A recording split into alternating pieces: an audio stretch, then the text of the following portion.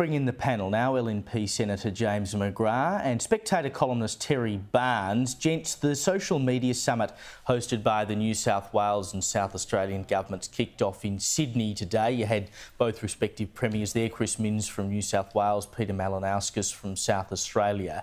Terry, the e-Safety Commissioner, Julian McGrath, she told the summit today that 1.3 million Australian kids under 13 already have social media accounts. I suppose the question then is it too far gone, and how would any sort of ban on people under a particular age, 16 has been touted, being instituted for social media, actually work when you already have more than 1 million of them using these services? Yes, Caleb, look, I mean, you see that gate over there with the horse on the other side? It's already bolted, hasn't it? And I think that's the real problem with all of this is that it's well-meaning. I know what Premier Malinauskas and Chris Minns and Anthony Albanese and even Peter Dutton are on about. And certainly as a father, I'm worried about my kid's social media access when she's a bit older. But the thing is, it's unenforceable. It's a restriction on free speech, but it is unenforceable. Because, look, I mean, yes, it's online, yes, it's the internet, but when it comes down to it, kids are pretty inventive. And if they really want to get access to social media, they'll find the equivalent of sending the brother down to the older brother down to the grog shop to buy the grog. They'll find a way to make a false electronic ID, and certainly IT experts I've spoken to say that's quite easy to do. So, look, they mean well.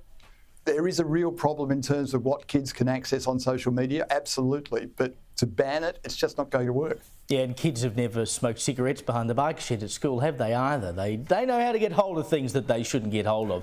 A new report from the E61 Institute think tank has found that $49 billion, that's what the NDIS costs us. The scheme has sucked workers away from more efficient industry. So the researchers found that the care sector boom has actually reduced annual productivity growth by an average of 0.2% since 2019 because workers have been taken away from other parts of the economy.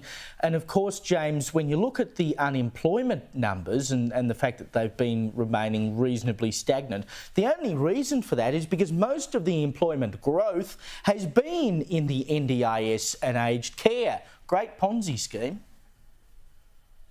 The NDIS does do good work and it does have the support of the coalition, but we're particularly aware of the massive increase in spending growth that has happened under both governments, to be fair, and that's why we supported the changes that came through the Senate a few weeks back. But you're correct. The NDIS is just become this great big employment scheme for people, and it's sucking people. And I live in regional Queensland. It's sucking people out of other industries into this taxpayer-funded monolith. And that's not helpful for regional Queensland.